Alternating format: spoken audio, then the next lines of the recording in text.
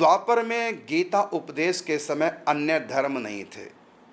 धर्म तो थे, धर्म तो था ही पहले, लेकिन संप्रदाय कहा करो। मैंने कहा ना, धर्म तो एक ही है, वो है सनातन धर्म, बाकी सब मत हैं। धर्म ना कह के मत कहिए।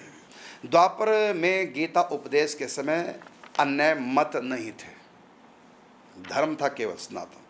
तो फिर भगवान श्री कृष्ण ने किन धर्मों को छोड़ने के लिए कहा? अरे राम राम, कैसे बच्चे हो तुम लोग। यहाँ वहाँ जो कहा ना, सर्वधर्मान परित्यज्य मामेकम शरणं व्रज, जहाँ धर्म का मतलब है कर्तव्य कर्म, ड्यूटी अपने, सबसे ऊंचा है परम धर्म। तो परम धर्म को अपनाने के लिए यदि धर्म छोड़ना पड़े तो छोड़ दो। धर्म भी एक सीढ़ी है, लेकिन परम धर्म हमारी मंजिल है।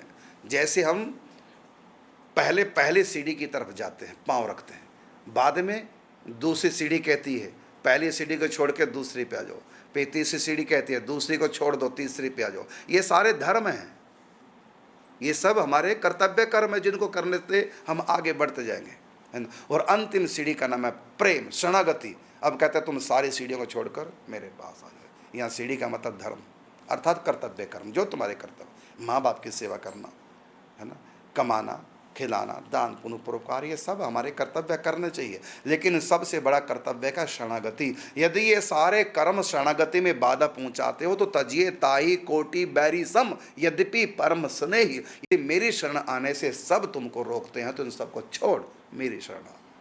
ये उसका अर्थ है, सर्वधर्मान परित्यज्य माम एकम शरणम व्रज।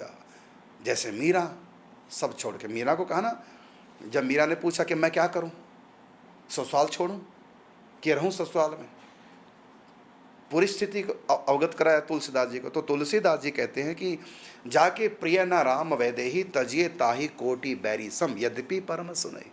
और उदाहरण क्या दिया, गुरु बलि पिता तजो प्रहलाद। अब पिता की सेवा करना, पिता की आज्ञा का पालन करना धर्म है, लेकिन उस धर्म को प्रहलाद ने छोड़ा नहीं, बाप की बात मानी, क्योंकि बाप रोकता था भजन मत करो, वो भगवान के मिलने से में बाधा था, इसलिए नहीं बात मानी।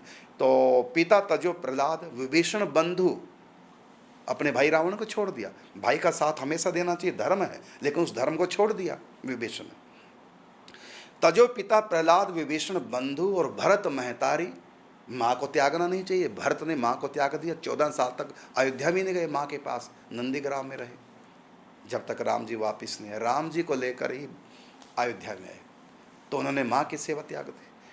तो पिता तजो प्रहलाद विभीषण बंधु भरत महतारी, और गुरु बलि तजो, राजा बलि ने अपने गुरु शुक्राचार्य जी का त्याग कर दिया। अब गुरु की बात मानना धर्म है, लेकिन वो धर्म भगवान के शरणागति में बाधा पहुंचा रहा था, हट पीछे गुरु को भी कह दिया और बावन भगवान के शरण ग्रहण कर ली।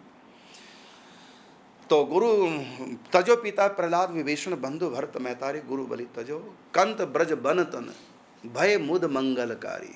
ब्रज बनिताओं को, कईयों को रोक दिया उनके पति ने, खबरदार जो गई और अपने पतियों को छोड़ के चली गई, कोई दोष नहीं लगा, और किसी का फिर घाटा नहीं हुआ, लाभ भी हुआ, सबको भगवान की प्राप्ति भी हो गई।